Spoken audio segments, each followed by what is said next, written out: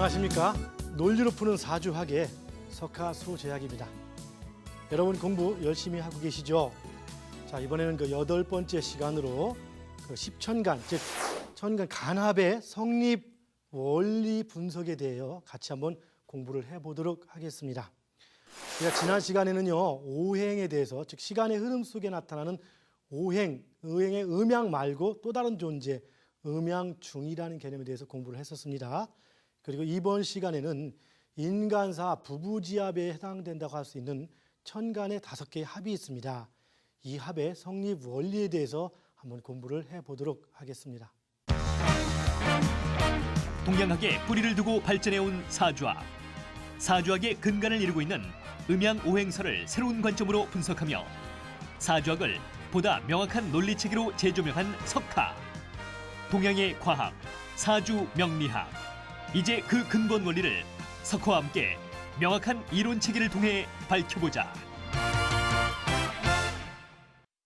강의를 시작하기 앞서 우리 숫자 놀이를 한 번 더 하고 갑시다. 어떤 분들은 사주학 시간에 수학 시간에 다니는데 무슨 놈의 숫자가 이렇게 많이 나오냐고 머리 아파하는데 자주 보시면 정답입니다. 한번 보시죠. 자, 2, 3, 3. 황새가 날아가네요. 4, 5, 6, 8, 10, 12. 그냥 한번 봅시다. 2, 3, 3, 4, 5, 6, 8, 10, 12. 이 숫자 개념들은 여러분들이 이 강의를 하는 개념 속에서 계속 머릿속에 앞으로 맴돌게 돼야 됩니다. 이 속에는 과학이 있고 철학이 있습니다. 그리고 이 세상의 모든 인리와 모든 이치가 담겨 있습니다. 어느 분야에 계셔서 공부하는 학자든 바로 이 숫자를 가지고 활용할 수 있는 폭이 상당히 넓습니다.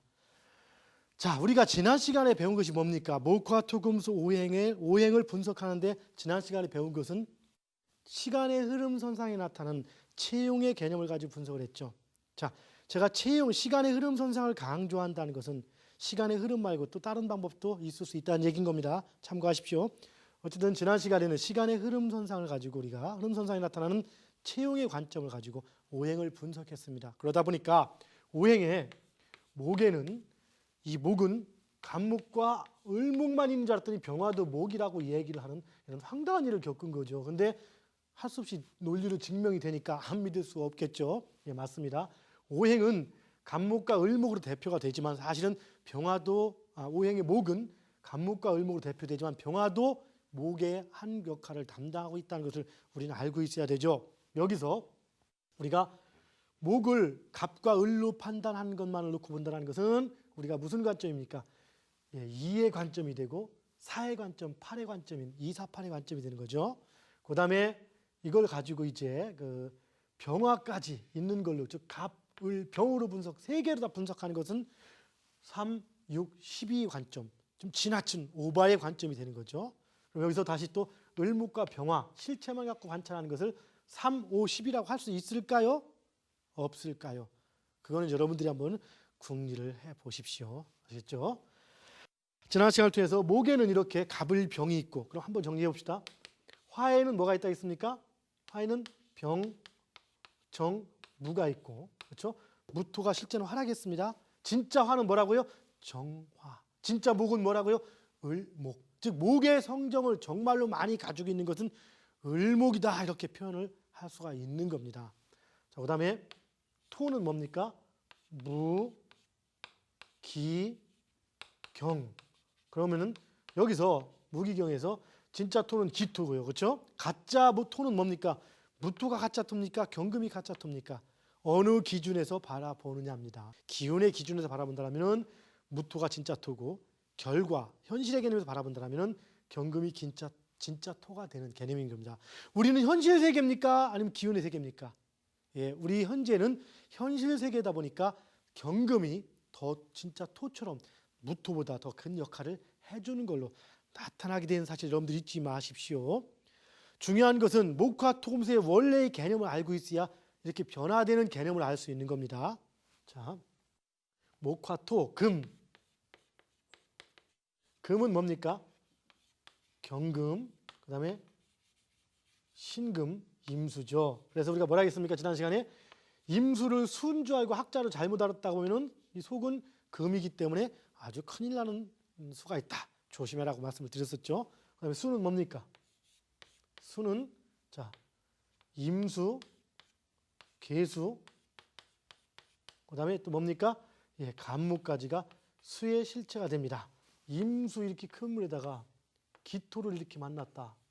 이것을 현재 우리의 관점에서 친다면은 수의 기운이 시작되는, 실제는 금이 섞여 있지만서도 이런 임수의 기운과 그냥 순수한 토가 만난 거지만은 물상으로 생각하는 이런 계통의 사람들이 보면은 어떻게 봅니까? 또 큰 물에 이 흙은 부드러운 흙이다, 음흙이니까 이렇게 해서 기토, 타김 이렇게 해서 사주에 이런 게 이렇게 있으면은 혼탁하다. 왜? 물에다 흙 뿌리면 더 혼탁해지지 않습니까? 그래서 이런 경우는 별로 좋지 않다 이렇게 표현을 합니다. 물론 오행이 뭐 다른 거다 또 이렇게 얘기할 수 있겠지만은 그렇게 증명이 될 수 있다면 다른 걸 얘기해도 되겠죠. 어쨌든 이렇게 표현한 경우도 있습니다. 기존의 분들은 예를 들어서 병화 태양이 이렇게 큰 산을 만났다. 이걸 태양이라고 합니다. 교전에서는. 실제 우리가 볼 때는 병화가 태양입니까? 그렇지 않죠. 화의 시작이죠. 만약에 태양을 굳이 따진다면 병화보다는 정화가 태양이 될 수 있는 거죠. 무토는 큰 흙이 아니라 흙이 시작되는 개념인 겁니다. 그런데 이렇게 이걸 동산으로, 큰 흙이니까 동산으로 보고 해가 뜬다 해서 일출동산, 뭐 태가 언덕 위에 태양이 떠올라 상당히 좋은 형상이다. 내지는 간목이 이렇게 하나, 두 개가 있으면은 쌍목이 이렇게 숲을 이뤘기 때문에 쌍목 이름에서 상당히 그 견고하고 강한 뭐 어려 역경에서도 분투하는 이런 능력을 가졌다. 목이 세 개 있으면 더욱더 삼목 위삼, 뭐 큰 산 이렇게 숲을 이뤘다. 큰 나무가 이래서 강건한 사주다 이렇게 얘기를 하지만 이런 식으로 많이 분석한 경우가 사실 많이 있습니다. 물론 이렇게 얘기하는 것들이 뭐 전부 다 이렇게 사실 실제 추명해서 틀리냐 맞냐 이런 것들은 논외입니다. 왜? 맞구나 적중되고 적중되지 않고의 개념들은 그 사람의 운이나 이런 것들 때문에 사람 변수에 의해서 논리가 틀리든 맞든 적중이 되는 경우가 있습니다. 물론 항상 적중이 되지 않기 때문에 문제가 되는 것이지만서도요. 자, 이렇게 고전에서는 그 십간을 가지고 얘기를 합니다. 그러나 우리는 지금 이런 개념이 아니라는 것으로서 다시 한번 그 십간을 바라보라는 차원이 되는 겁니다. 자, 오늘 시간에는 이제 그 십간을 가지고 공식적으로 이 십간을 가지고 이제 응용을 한번 해보는 겁니다. 이 십간이 뭐 있습니까? 지금 여기서 봤듯이 갑을, 병, 정무, 기, 뭐 경신임, 개가 앞에서 10개가 이렇게 있는 것이 십간이죠. 이 십간을 가지고 이제 응용을 해주는데요. 자, 봅시다. 또 그림이다. 뭔지 아시죠, 여러분? 예, 이제는 다 알 겁니다. 저도 동그라미 이제 제법 잘 그리죠. 예. 자, 이건 뭡니까? 우리가 수, 목, 화, 토, 금인데 이제 우리가 십간을 얘기하니까 여기다가 우리가 이제 십간으로 대입을 해봅시다. 십간은 어떻게 됩니까? 자, 우선 여기 목이니까 앞에가 갑이 되고요. 그 다음에 을이 되겠죠. 그 다음에 여기가 병이 되고요. 정이 되고 무토가 되고 기토가 되고 그 다음에 경금이 되고 신금이 됩니다. 임수와 계수 이렇게 볼 수 있겠죠. 십간, 간합이 뭔지에 대해서 한번 봅시다. 그 간합이란 천간이 이렇게 10개의 이렇게 그 천간들이, 즉 오행을 나열한 게 천간입니다. 이 10개의 천간들이 각각 이렇게 합을 하는 것을 얘기합니다. 이것을 인간사의 결혼에 비유할 수 있고 부부지합이라고 볼 수가 있는데요. 이 합이 의미하는 것은 뭐냐면 실질적으로 그 시간의 흐름의 변화가 아닌 이건 공간적인 변화를 얘기한다 할 수 있습니다. 우리 인생을 살아가는 데 있어서요. 자, 시간의 흐름의 변화가 있고 공간 흐름의 변화가 있습니다. 예를 들면 뭡니까? 우리가 내년이 되면 나이 한 살 더 먹는다는 것. 우리 애가 자꾸 자라면서 초등학생이 중학생이 되고 고등학생이 돼가는 이런 변화들은 뭡니까? 예측되어 있는 미래, 즉 상생에 의한 변화, 시간의 흐름선상의 변화라고 볼 수가 있지요. 그런데 어느 날 갑자기 어떤 배우자를 만난다. 그럼 이때부터 뭡니까? 이건 수직 변화가 되는 겁니다. 배우자를 만남으로써 싹 신분이 또 바뀌거나 아니면 새로운 가정이 꾸리면서 차원이 바뀝니다. 합은 차원이 바뀌는 거죠. 즉 혼자 생활하다가 결혼을 한 순간부터 이미 한 차원이 바뀌고 새로운 세대가 탄생하고 거기서 또 다른 생명이 싹 트면서 새로운 시작이 되는 거죠. 바로 천간합은 이렇게 새로운 시작을 의미하는 것이면서 시간의 흐름선상의 변화가 아니고 바로 이렇게 공간의 흐름상의 변화라고 볼 수가 있죠. 우리가 시간의 흐름상의 변화를 논하는 것이 뭐였습니까? 지난 시간에 공부한 채용의 개념이 시간의 흐름을 논하는 그런 변화였죠. 그렇죠? 시간의 흐름에 따라 변화가 되는 것들입니다. 이번 시간에는 이제 합, 즉 공간의 변화라고 볼 수도 있습니다. 이 합에는 어떤 적당한 원칙이 있습니다. 그리고 원리도 있겠죠. 그런데 모르겠지만 현재까지는 그 원칙들은 여러 가지 설이 있습니다. 그러나 원리는 밝혀져 있지 않거나 좀 납득이 애매한 부분이 좀 있습니다. 그래서 그 원리를 다시 한번 원운동의 순환론을 통해서 밝혀나가고자 하는 것입니다. 자, 합이 뭐가 있나부터 먼저 볼까요? 자, 갑목은 기토를 만남으로써 뭐가 됩니까? 예, 갑기 토로 변한다고 합니다. 즉 인간사 부부들이 이렇게 결혼을 함으로써 하나의 가정이 형성이 되고 새로운 삶이 시작됩니다. 변화가 되는 거죠. 그리고서 그때는 그 변화는 나중에 다시 쪼개져도 말입니다. 그 흔적이 쉽게 남서 있습니다. 이세가 있고 뭐 있기 때문에 그 변화는 하늘의 뜻에 의해서 변화가 된 건데 그걸 쪼갠다고 쪼개지는 부분도 사실은 아닌데 말입니다. 자, 어쨌든 갑목과 기토가 만나서 토의 흐름으로 변했다. 여기 이런 개념입니다. 일단은 자, 그다음에 을목이 이제 순서가 되겠죠. 을목은 경금과 이렇게 합을 해서 뭐로 변합니까? 금으로 변했다. 이렇게 얘기를 합니다. 그다음에 뭡니까? 또 병화가 있죠. 병화는 신금과 합을 합니다. 이렇게. 그래서 뭐로 변합니까? 예, 수로 변합니다. 그다음에 또 뭡니까? 병 다음에 정이죠. 이 순서로 합니다. 정. 정과 임이 이렇게 합해서 정과 임이 합해서 목으로 변합니다. 그다음에 무가 개수와 이렇게 합을 하죠. 그래서 뭐로 변합니까? 화로 변합니다. 우리가 먼저 이 원운동에서 보여주는 목화토금수라는 개념은 뭡니까?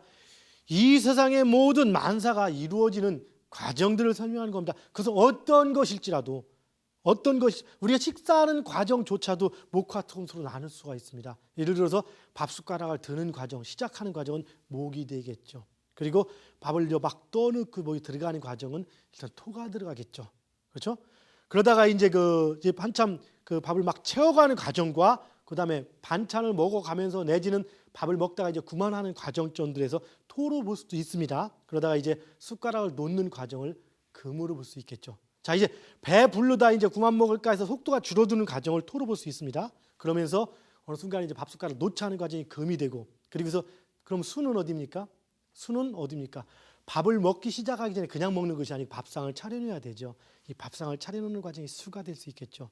아니 뭐든지 이렇게 목화토금수는 그 흐름들을 통해 나타납니다. 흐름, 변화의 흐름을 5단계로 나눈 게 바로 목화토금수죠. 그래서 어떤 부분에 목이다, 어떤 부분의 특성이 목이다. 즉, 자 누군가가 이제 예를 들어서 데이트를 시작하는데 이제 시작했다는 뭡니까? 목이죠. 그럼 우리는 뭐를 유추할 수 있겠습니까? 수의 과정이 있었고 앞으로 화로 간다. 당연한 겁니다. 이게 그다음 토, 금수로 간다.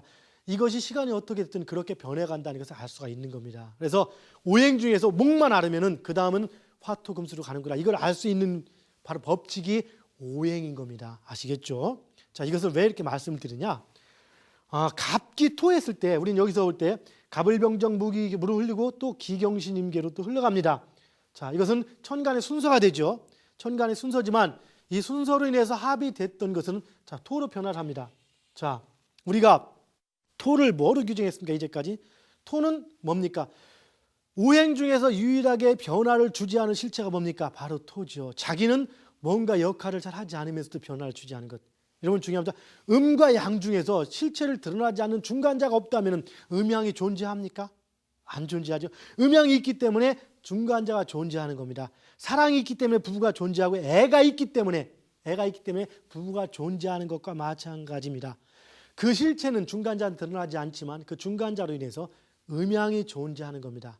우리 현실 세계에서는 토가 중간자로서 빠져 약해지면서 나중에 목화 금수가 드러나면서 그 실체가 나타나게 되는 것이죠. 그래서 변화가 되는 실체는 항상 토라고 얘기를 하는 겁니다. 그래서 갑과 토는 변화를 의미하는 거기 때문에 갑기가 합을 해서 처음에 변화는 토의 양상을 띠게 됩니다. 그리고 토는 또다시 오행의 한 패턴이기 때문에 오행의 순환대로 토생금 금생수의 흐름을 인해서 을경은 금이 되고 병신은 수가 되고 정임은 목이 되고 무게는 화가 되는 어떤 변화의 현상을 겪게 되는 겁니다.